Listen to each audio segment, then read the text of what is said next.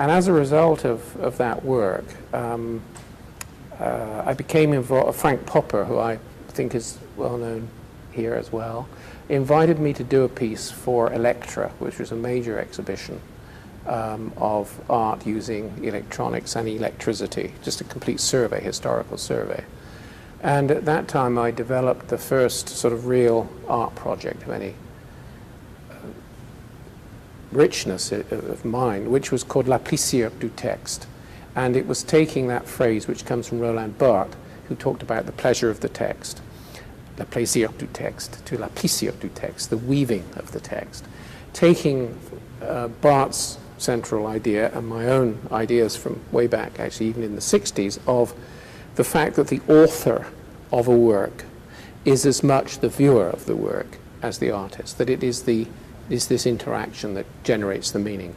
And that there would be what I called a distributed authorship across the world. And it would be a planetary fairy tale, was the idea. And this planetary fairy tale would be generated over about a month, where people would log on, taking on a role, an archetypal role, the fairy godmother, the wicked witch, the prince, whatsoever, around the world, in Hawaii, in Pittsburgh, in Amsterdam, in Sydney, Australia, and so on. And over that period, every day they would come in, for example, in Sydney, they came into the Museum of New South Wales, where there was a computer set up, and in the evening, the participants would come dressed as witches. They were the witch. They would download the story so far as it had been constructed through these different authors in different places, you see what I mean? And then they would get together and think up the next stage of the story. Now, to do that, they had their own sub-network in the Sydney, South Australia area, going out to writers and who would put in ideas, and that would be uploaded into the system. So this narrative developed, which was very much a postmodern narrative and so on. About this time, looking at the larger perspective, of course, postmodernism had grown out of the 60s, largely, in my view, through the activity of women in the United States. I think the feminist movement, the Women's Workshop in Los Angeles, for example, very important in saying, hey, wait a minute, I'll use whatever I like for art. I'll use pubic hair, I'll use Tampax, I will use foil from chocolate wrappers, I will use the space, I will use media, I will use what comes down the telephone, I will use the rain as it falls. That kind of thing, I think, of course it was around with Fluxus, of course it had been around since the Futurists, there's no question, but I think it took the energy of the political will of a number of women artists in the United States in particular to sort of push that through. I think that was important in the development of media art, curiously. Not because it was centered on media, but because the attitude made the possibility for a mix of media and installation and so on to be possible. Whatever was the case, certainly by the late 70s, the idea of layering, the idea of cross-referencing, the idea of the loss of authorship in a certain sense, and the re-emergence of multiple authorship is something one could detect in the air generally. But for me, it was very, very clear that the computer would be the tool that could actually service this particular kind of set of ideas. And so then, of course, comes the question of the interface. And it was everybody's question, and it still is. One of my resolutions to that was at Linz at Ars Electronica in 1989, when I took a specific site. The Ars Electronica building is a curved building, and at the bottom of it is a curved set of flower beds, and under those flower beds is a tunnel. And I took the idea of the curvature of space-time as my theme, and the idea of Gaia, the name of the goddess of the earth, and called this Aspects of Gaia. What I did was to set up two sort of interfaces to what was about to become the World Wide Web, but by then it was just fax, BBS, a little Apple connectivity here and there. I mean, whatever we could get to get people connected.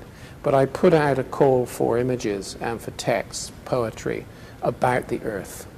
And one interface, or two interfaces, two levels. One level was on the second floor of the Ars Electronica, of the Bruckner House, where the Ars Electronica was held, where there were a series of horizontal screens that you put down on, like you put down on the Earth. And with an interface which was just noise sensitive, in other words, oh, or something like this, would bring up the next image that had been downloaded from the network, and would project this on the screen. There was a mouse so that the public could draw over the image, and if they shouted, said something loud again, the image would disappear and would be held back in the computer, and we would then transmit, I have to say manually, we didn't have this off, but we would then retransmit that back, that change, to the origin of the image. That was on one level. On the other level, we built a railway track under these flower beds with a flatbed electronic truck, so that you would lie on it like in a psychiatrist's couch, you know, and you would go through in the darkness, and there were about 14 LED signs in the roof, which were scrolling poetry and political texts or whatsoever that we were getting through the networks, so that you would kind of move through these different texts that are coming from around the world. So that was an attempt at two sort of levels into the womb of Gaia and looking down on the surface of Gaia, you know, dealing with the interface in a certain sense.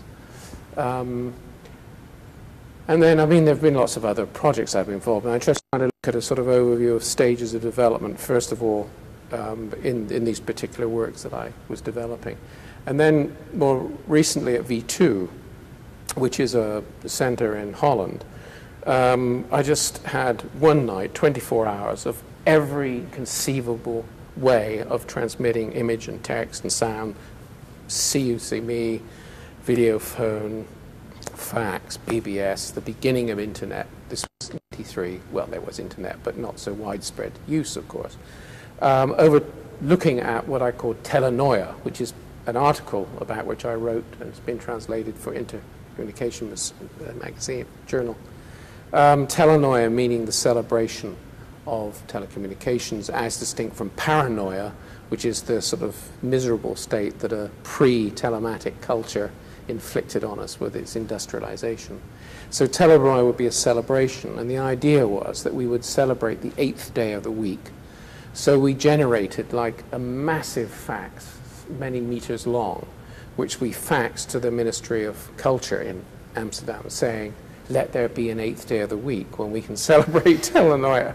And the idea was that we would get images and music and texts and so on that would be in support of this.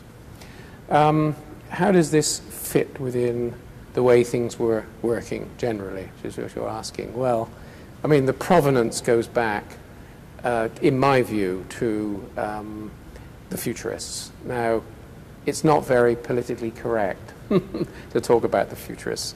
If we are determined always to link artistic projects with political affiliations, and if we are to do that, then many things become suspect. I mean, who knows? With the School of New York and the US Information Service, who amongst the great New York avant-garde painters were complicit in spelling out the American story and who weren't? I mean, so I think it's a minefield. Personally, I am prepared to take futurism sui generis, you know, without the implication of fascism or that attaches to some of Marinetti's statements. Because looked in that way, it is extremely rich. And I think the first manifesto of Marinetti really talks about everything that's happened and right up until now. It talks about multimedia within its terms. It talks about layering. It talks about all these kinds of things. There's a provenance there. There's the provenance through Duchamp, of course. These things are, I think, at the root of what we're looking at. Because, I mean, in my view, technology is it's more an environment than a tool.